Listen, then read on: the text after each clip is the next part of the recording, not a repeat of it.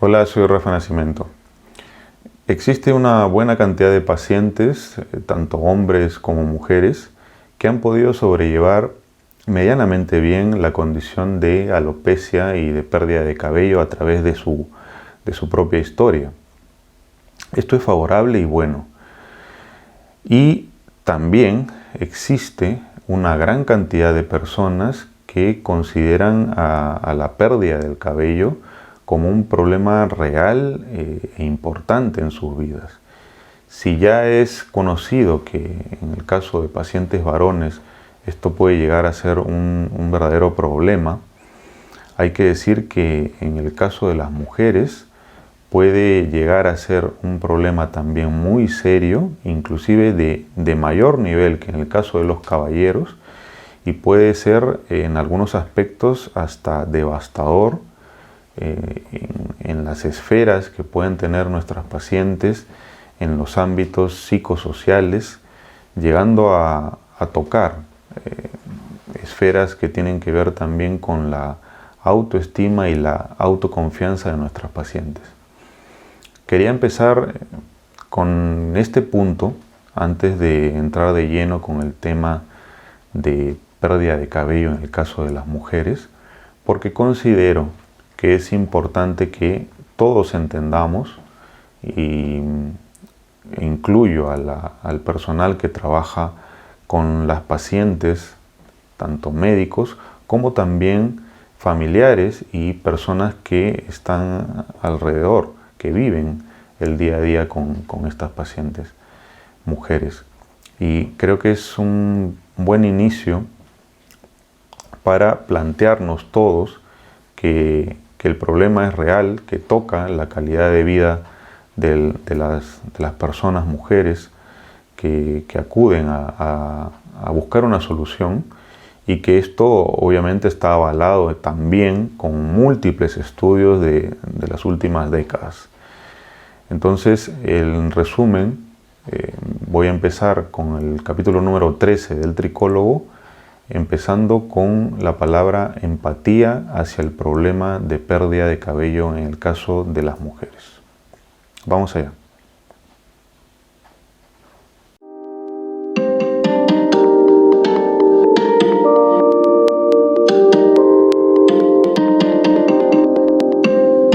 Esto es El Tricólogo, un programa del canal de Unity Hair. Si quieres entender a fondo los diferentes problemas capilares que existen y sus posibles soluciones científicas, este es tu lugar. Hola, soy Rafa Nascimento. Antes de pensar este capítulo número 13 del Tricólogo, con un tema muy amplio como el de la pérdida de cabello en el caso de las mujeres, quiero agradecer a la gente que sigue el canal y nos ve. Ha habido una respuesta interesante en los últimos meses en relación al trabajo que hacemos. Nunca ha habido una política de pedir likes ni suscripciones de parte del canal ni del mío propio, pero sí hay que reconocer que uno de los objetivos obvios del canal es que si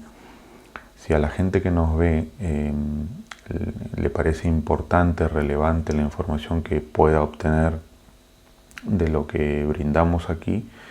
pues que se comparta, ¿no? Si os está haciendo bien la información, si os parece interesante, intentar compartirlo es uno de los objetivos del canal. Así que muchas gracias a todos y nada, eso es un estímulo también para seguir intentando estar en este camino de compartir la información en todo lo que respecta a este gran mundo capilar. Bueno, vamos de lleno al tema. Un tema largo que pienso que se va a tener que dividir en algunas partes. Y la pérdida de cabello en el caso de las mujeres no es menos compleja que en el caso de los hombres. De hecho, probablemente en algunos puntos tiene una complejidad importante, no tanto en el entendimiento de la fisiología de la condición, pero sí en dilucidar todavía algunos puntos que no se han llegado a aclarar del todo, tanto en los hombres, pero sobre todo en el caso de las mujeres. Es un tema amplio, muy interesante y que tiene muchos matices desde la parte, como comentaba en la introducción, desde esa parte de la historia clínica que recogemos de nuestras pacientes en la consulta, y luego ya lo que se puede ir desarrollando y destejiendo en la medida que uno intenta llegar al diagnóstico, recordando que sobre la base de ciertos diagnósticos y condiciones que pueda tener la paciente mujer, cada persona, y sobre todo en el caso de las mujeres, hay un código personal que hay que descifrar, ¿no?, entre el tricólogo y la paciente para lograr un tratamiento adecuado. Entonces, empezando con este tema, pienso que es para hacerlo ir de afuera hacia adentro en el proceso de entendimiento, que es muchas veces lo que yo trato de incidir con mis pacientes, a los cuales y a las cuales les hablo mucho del tema, porque el tratamiento y el manejo que vamos a llevar implica un entendimiento importante del paciente, para que el desarrollo, que va a ser largo en este caso, en muchos casos del proceso de tratamiento, se haga de la mejor manera posible. Entonces, yendo un poco de fuera hacia adentro, nosotros, yo personalmente pienso que una manera de ir entendiendo el proceso de la alopecia en el caso de las mujeres es empezar a entenderlo a través de lo que vemos, de esos patrones, cómo se dispone la pérdida de cabello en el caso de las mujeres, y que está claro que es muy diferente a la de los hombres. No estamos hablando de esa pérdida de cabello que compromete entradas o coronilla en el caso de pacientes varones en términos generales. En el caso de las mujeres existe obviamente una pérdida de cabello, pero la pérdida, la disposición de esa pérdida es diferente, ¿no? Generalmente es una pérdida que sobre todo se centra en el vértex, en la zona del vértex que puede ir de la zona frontal a la posterior, y dependiendo del tipo y de las condiciones y de los momentos de pérdida de cabello, también puede implicar zonas laterales, ¿no? En ese punto, en el punto de reconocer la pérdida de cabello, que la podemos ver todos, tanto los médicos como los pacientes, hay una distinción, ¿no?, clara entre cómo se pierde cabello en el caso de las mujeres y cómo lo pierden los varones. Algo que nos puede ayudar en ese sentido, en esa línea, es reconocer o tomar un poco prestado todas esas clasificaciones que existen de gravedad, ¿no?, dentro del proceso de pérdida de cabello visual, que así como los hombres lo tienen también, en el caso de las mujeres también hay clasificaciones de gradación de la gravedad. Y eso ya nos va mostrando un poco cómo la mujer pierde pelo, ¿no?, cómo la mujer pierde el cabello, que sobre todo es en esta zona. Algunos inclusive denominan, ¿no?, pérdida en forma de árbol de Navidad, ¿no?, por toda esa disposición en vértex central que puede tener las pacientes, y que se toman, ¿no?, de aquellas clasificaciones que existen, pasando por Ludwig, Olsen, Sabin, ¿no? Podemos coger cualquiera.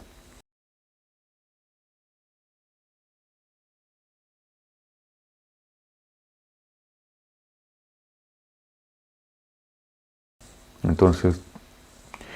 en tal sentido, nosotros debemos reconocer primero eso, ¿no? Las mujeres pierden pelo, los hombres pierden pelo,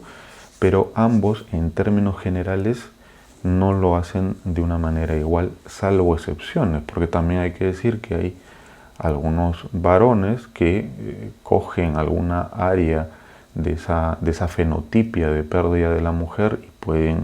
pueden expresarla también en su condición, y viceversa. Hay algunas mujeres también que pueden tener una pérdida de cabello, pero con un patrón más masculino que femenino.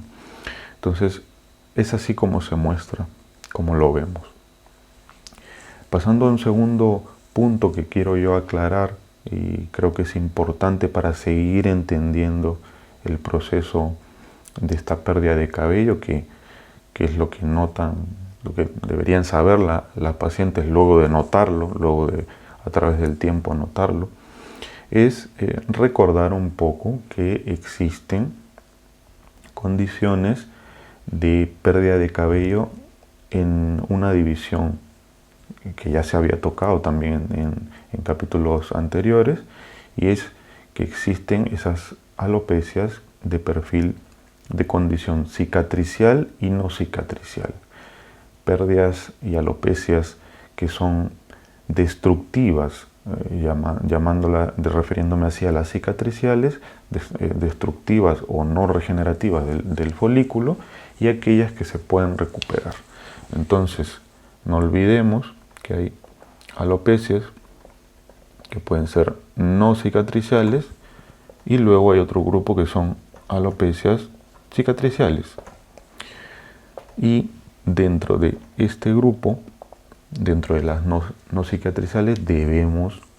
traer obviamente otra vez a la alopecia androgénica.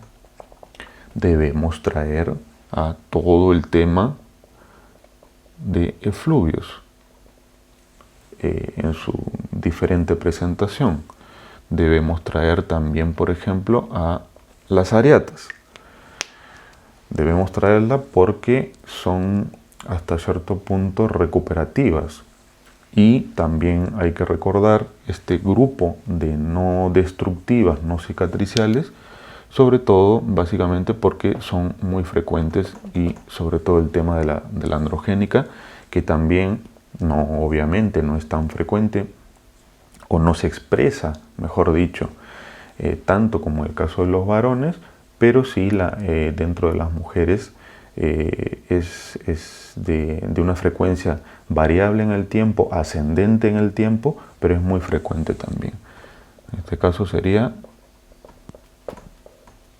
la alopecia androgénica femenina, ¿no? Pero también hay otras condiciones cicatriciales que están dentro del grupo de pérdida de cabello, condiciones en donde el folículo, el cabello no se recupera, si el proceso, que en muchos momentos puede ir lento, pero hay otros momentos de aceleración, el proceso pues no logra dañar el folículo y no recuperarlo. Dentro de ese grupo pues ya tendríamos que hablar los conocidos líquenes planopilares, ¿no?, que existen también a nivel del cuero cabelludo y se pueden presentar como procesos destructivos, y entre otros también las alopecia frontal fibrosante, la alopecia centrífuga central cicatricial, entre otros, de menor frecuencia, pero importante reconocer que existen esos procesos dentro de todo ese abanico de posibilidades que puede tener sobre todo una mujer en relación volvemos a lo mismo, al tema de la pérdida de cabello. Quiero seguir hablando de pérdida de cabello y no de caída, porque ya en capítulos pasados, cuando tocamos el tema de los efluvios, pues obviamente ya dividimos un poco y aclaramos un poco que todo este tema de las caídas y las pérdidas, ¿no? Entonces, esto es hay que tenerlo claro, ¿no? Esto hay que tenerlo claro y muy presente, porque luego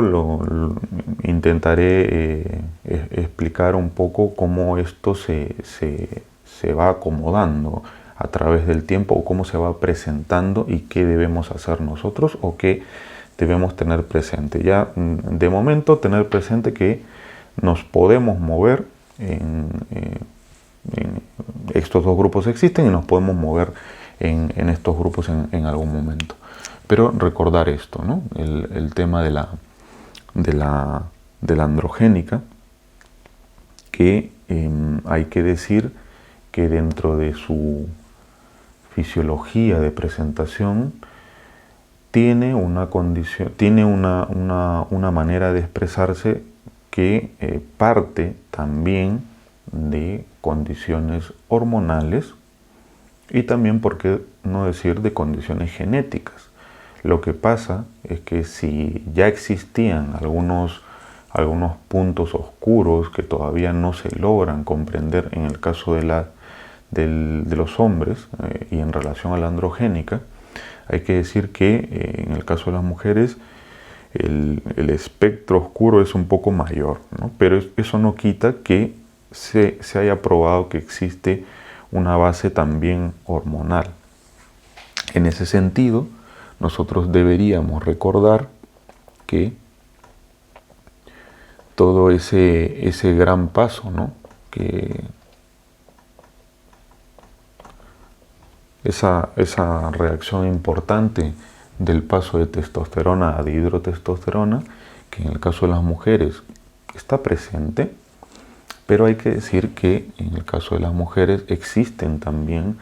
otros andrógenos que pueden, y de hecho están implicados también en el proceso, en la condición de androgénica, ¿no? Existen otros procesos, otras hormonas de condición androgénica, como la de dihidroepiandrosterona, con su variante sulfato, ¿no? Androstenediona,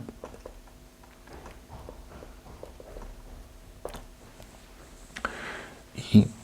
también esta testosterona también. Entonces, no solamente es un juego probablemente de una, también hay que decir que en el caso de los hombres existen también otros andrógenos, pero debemos recordar sobre todo esto en el caso de las mujeres, porque se ha visto también que así como existe una expresión de pérdida de cabello en el caso de las mujeres que pueda tener un componente androgénico inclusive medido en su serología en una prueba de sangre, hay que decir que hay una buena proporción también, según algunos estudios. Algunos hablan inclusive de hasta 2/3 partes o la mitad de mujeres que pueden tener AGA expresado, pero andrógenos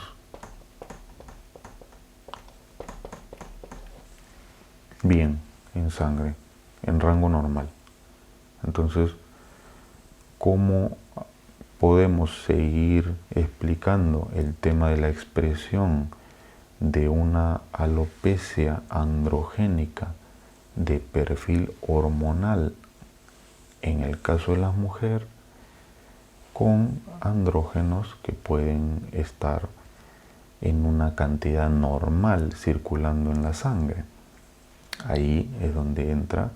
el tema de la investigación y de seguir viendo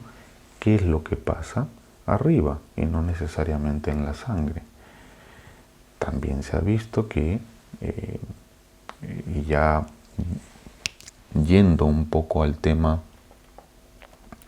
de los receptores de andrógenos, cómo pasamos a un siguiente nivel. Si realmente no existen en una buena cantidad de mujeres un problema de la cantidad de andrógenos que puedan circular, probablemente el tema está en esa conocida sensibilización que pueden tener los folículos con respecto a los receptores de los andrógenos. No es un problema de la hormona que circula, sino es un problema de la llave que hace que se pueda expresar en esta condición mal arriba, ¿no? Por así decirlo. Pero también se ha visto que del todo no está claro que exista un problema de los receptores de los andrógenos en el caso de las mujeres. Empieza a aparecer también un juego que hay que decir que es básicamente una protección, por así decirlo, del tema de los estrógenos. Importante hormona, eminentemente femenina, que lo que es conocida, largamente conocida como una hormona, en el caso de las mujeres, que va a encargarse de muchas funciones, inclusive a nivel de la fecundación, inclusive a nivel óseo también, y que esta hormona es muy importante porque hay que recordar que existe un paso importante que se da frecuentemente también en las mujeres y que tiene que ver con una producción de testosterona, pero hacia estrógenos y no necesariamente a otros componentes androgénicos. Entonces, ¿qué es lo que pasa? Que si yo en vez de ir por esta vía voy por esta, pues obviamente estamos intentando crear un camino de protección, por así decirlo, y que muchas veces aquí, y de hecho lo hace, interviene una enzima, una antienzima, por así decirlo, alopésica, que en este caso sería la aromatasa. Entonces, dentro de ese punto hay que reconocer que como el tema de la testosterona juega un papel importante, efectivamente, porque se ha probado ya lo que se ha probado en el caso, cuando se ha visto en los estudios en el caso de los varones, pero también no es lo mismo, no sigue la misma ruta en el caso de las mujeres, y hay un escudo protector estrogénico que parte también. Hay muchas vías de producción, pero hay que recordar que existe también un camino en el cual, aunque existan condiciones y componentes de perfil hormonal andrógeno, pues este también puede ser bypaseado a una vía de estrógeno, y ahí ya existe una protección conocida, ¿no? Que hay muchos indicios en el caso de la mujer que hablan de que realmente esto es así hasta donde dure ese escudo. El hecho de mayor expresión y mayor prevalencia en el caso de la alopecia androgénica para las mujeres después de la menopausia, el caso también, por ejemplo, de esos alargamientos de la fase de crecimiento o anágena y ese periodo protector que también tienen las mujeres cuando están gestando, habla también de que existe una protección estrogénica que hasta donde dure va a ser una condición en mayor o menor medida para que una mujer pueda expresar la calvicie. Quién sabe, si esta protección no existiese, las mujeres, o la historia de alopecia de las mujeres, empezarían pues probablemente tan temprano como el caso de los varones. independientemente de que tengan un patrón de pérdida igual o no que en el caso del varón. Pero esa protección existe y se ha probado también con varios estudios. Entonces, ya luego tendríamos que seguir comentando que dentro de también hay genes que tampoco se ha visto que sean ni en número ni en tipo iguales en el caso de los varones,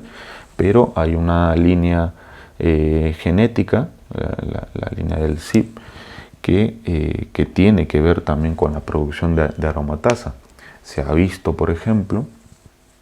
que en el caso de las mujeres, al hacer un estudio de esta enzima protectora también, porque va a hacer que se produzcan estrógenos, como se ha visto que existe mayor proporción de aromatasa en la parte occipital de las mujeres en comparación con la frontal. Y no solo eso, cuando ya se ha comparado la actividad enzimática de la aromatasa, se ha podido ver cómo, a diferencia de los hombres, está en el caso de las mujeres aumentada unas 5 o 6 veces más. Entonces es un juego hormonal, existe el peso y la pegada de los andrógenos, pero existe un fuerte escudo protector también en el caso de los estrógenos, que hace que también no se exprese en determinados momentos de la vida de una mujer como si pudiese pasar en el caso de los hombres. Esto obviamente a grosso modo, porque también, y vuelvo otra vez al caso de los varones, la parte inflamatoria juega un papel importante en esto. Ya había comentado también la parte genética, hay otro gen también implicado ahí. Entonces hay factores de juegos inflamatorios que pueden existir en el caso de la mujer, pero el tema hormonal que se toca, digamos, sí o sí, cuando nosotros hablamos de la androgénica, pues obviamente hay que tener presente esto también para ver un poco qué nos pasa. Hay excepciones, obviamente, hay excepciones porque, por ejemplo, no debemos olvidar que existen condiciones, y ya no me voy a meter a un tema, por ejemplo, de glándulas